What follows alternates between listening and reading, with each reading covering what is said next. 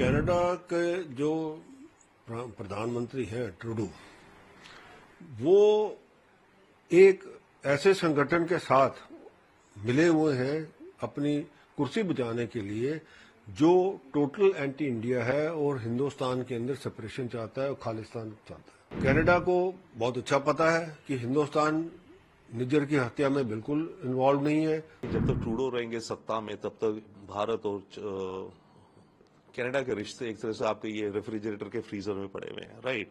अब 72 ना हो वही एक्सपेक्ट हम कर सकते हैं। कनाडा में कोई भी पार्टी आएगी ना, अगर ट्रूडो गए भी तो जो कंजर्वेटिव आएंगी उनका भी वोट बैंक काफी हद तक खालिस्तानी सपोर्टर्स से भरा हुआ है।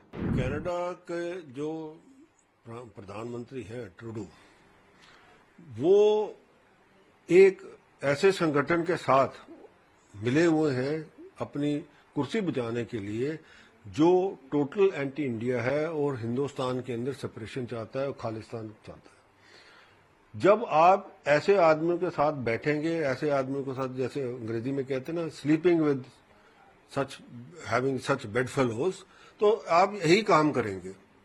हालांकि कनाडा को बहुत अच्छा पता है कि हिंदुस्तान निज्जर की हत्या में बिल्कुल इन्वॉल्व नहीं है।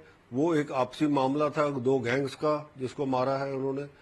इन्होंने पन्नू को भी वहां जगह दी थी। पन्नू आपको पता है रोज थ्रेट देता है, कभी जी हवाई जहाज में मत जाओ, कभी वो कहता है प्राइम मिनिस्टर मोदी हम आपको मार देंगे, सब करते हैं। तो ये इनको पनाह देते हैं उधर। आप ये सोचिए कि अगर हिंदुस्तान से ऐसे ही थ्रेट्स कोई ट्रूडो को दे या बाइडेन को दे तो फिर क्या होगा।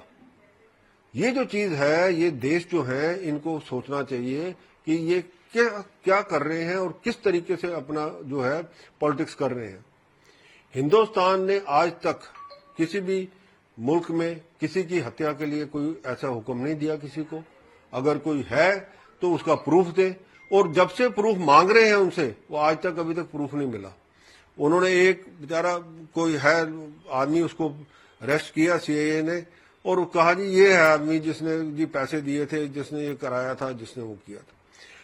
तो बेसिक चीज ये है कि ट्रूडो जो है वो अपनी कुर्सी बचाने के लिए ये सारे बयान देता है। जब तक ट्रूडो रहेंगे सत्ता में तब तक भारत और कनाडा के रिश्ते एक तरह से आपके ये रेफ्रिजरेटर के फ्रीजर में पड़े हुए हैं, राइट।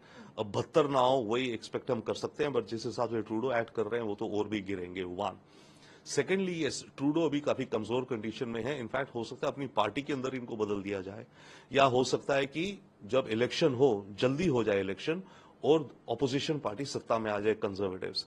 परंतु एक बात मेरे विचार से हमें ध्यान रखनी चाहिए, कनाडा में कोई भी पार्टी आएगी ना, अगर ट्रूडो गए भी तो जो कंजर्वेटिव आएंगी उनका भी वोट बैंक काफी हद तक खालिस्तानी सपोर्टर्स से भरा हुआ है।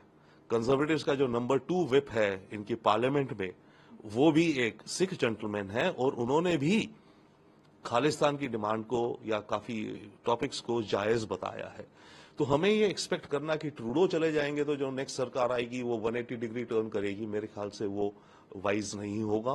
परंतु हाँ, ट्रूडो जब हटेगा तो जो नेक्स्ट सरकार या जो नेक्स्ट लीडर आएगा वो डेफिनेटली कोशिश करेगा भारत से रिश्तों को इंप्रूव करने की, और उस दौरान वो जब प्रयास करेगा, जब देख रहा है कि उनके देश को भी कितना नुकसान हो रहा है भारत से पार्टनरशिप ना करके, वो एशिया में पिवट करना चाहते हैं। चाइना से रिश्ते वो बना नहीं पा रहे हैं, और अमेरिका भी चाइना से रिश्ते सबके काट रहा है।